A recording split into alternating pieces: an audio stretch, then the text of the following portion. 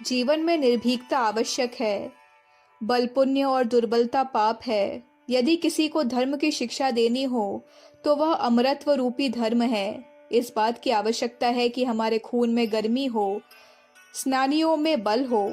न किसी को हानि पहुंचानी चाहिए और न किसी पर अत्याचार ही करना चाहिए, पर दूसरों की कुचेष्टाओं को चुपचाप सह लेना भी पाप है। इस प्रकार से स्वामी विवेकानंद ने हमारा उचित ही मार्ग प्रदर्शन किया है। वास्तव में आत्म दुर्बलता होने के कारण ही किसी मनुष्य में भय के चिन्ह दिखाई देने लगते हैं। किसी के आत्मबल की परीक्षा करनी हो तो यह देखना चाहिए कि उसमें छोटी छोटी बातों पर आशंका, संदेह और भय तो उत्पन्न नहीं हो जाते। जो रोग, शत्रु, चोरी, डाके, सर्प, धनाढ्यों, अफसरों आदि से भयभीत होते रहते हैं, उन्हें निर्बल मनुष्य ही मानना पड़ेगा। भय एक ऐसा तत्व है जो मनुष्य को निरंतर नीचता की ओर ले जाता है। निर्भयता से आत्मिक उत्थान की ओर प्रगति होती है। महात्मा गांधी ने एक स्थान पर कहा है कि बल तो निर्भयता में है, शरीर में मांस बढ़ जाने में नहीं। भगवान कृष्ण ने भी गीता में दैवीय संपत्तियों का वर्णन करते हुए निर्भयता को सबसे पहले रखा है। इससे उनका अभिप्राय यह है कि बिना अभय के दूसरी संपत्तियों को मिलना असंभव है, क्योंकि निर्भयता ही वह शक्ति है जो मनुष्य के आत्मबल को बढ़ाती है। मनुष्य में जो साहस, उत्साह और आशा दिखाई पड़ती है वह उसी दैवी गुण के कारण होता है। आप जानते हैं कि स्वतंत्रता से शक्ति का विकास होता है और बंधन से यह क्षीर्ण होती है। चूंकि निर्भयता मनुष्य के प्राण को स्वतंत्र बनाती है, इसलिए उसे ऐसी शक्ति कहा जा सकता है जो जीवन में एक नव स्फूर्ति ला देती है। आशंका रहित मनुष्य ही संसार में शक्तियों का विकास कर सकता है। सफलता की देवी उसी की आरती उतारने के लिए आतुर रहती है।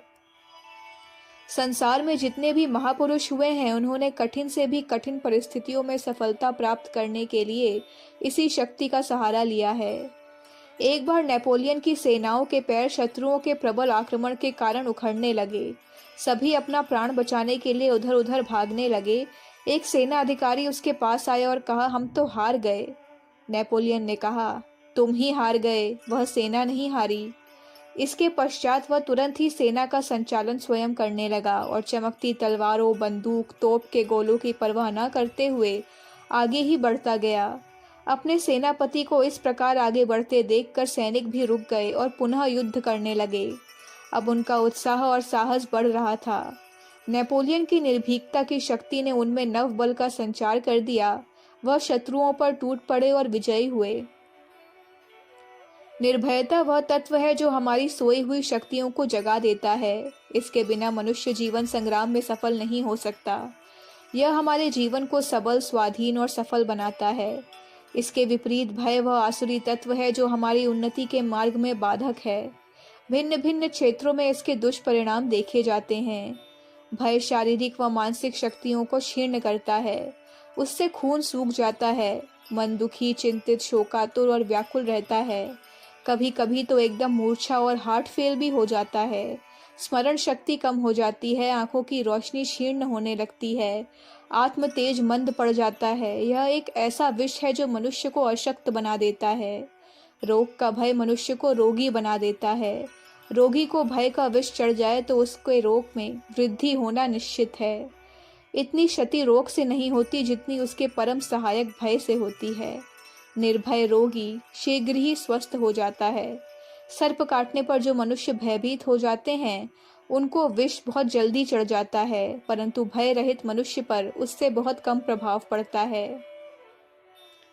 भयग्रस्त व्यक्ति अपने मानसिक संतुलन को खो बैठता है। उसको कुछ सूझ नहीं पड़ता क्या करें और क्या ना करें। चोरी चोरी करते पकड़ा जाए, किसी व्यक्ति को जंगल में बाघ का सामना करना पड़े तो यही दशा होती है। भय की अधिकता होने पर तो जबान बंद हो जाती है, हृदय अपनी गति को रोक देता है। भय से प्रभावित होकर मनुष्य अपने कर्तव्य को भूल जाता है। वह किन कर्तव्य विमूढ़ हो जाता है।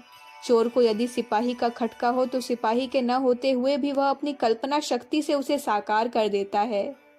भूतों का कोई अस्तित्व नहीं होता, परंतु फिर भी जंगल में जाता हुआ मनुष्य पेड़ों पर उनकी कल्पना करता है और जब उसकी कल्पना से उनका आकार बन जाता है तो भय, और मैंने भूत देखा है, बड़े विश्वास के साथ यह घोषणा करता है। इस संबंध में आध्यात्म रामायण में अच्छा उदाहरण मिलता है। जब राम और सीता का विवाह हो रहा था और उस समय परशुराम जी, जो 21 बार पृथ्वी को क्षत्रिय शून्य कर चुके थे, पधारे, तो महाराज दशरथ उनको देखकर बहुत घबराए और अपना मानसिक संतुलन खो बैठे।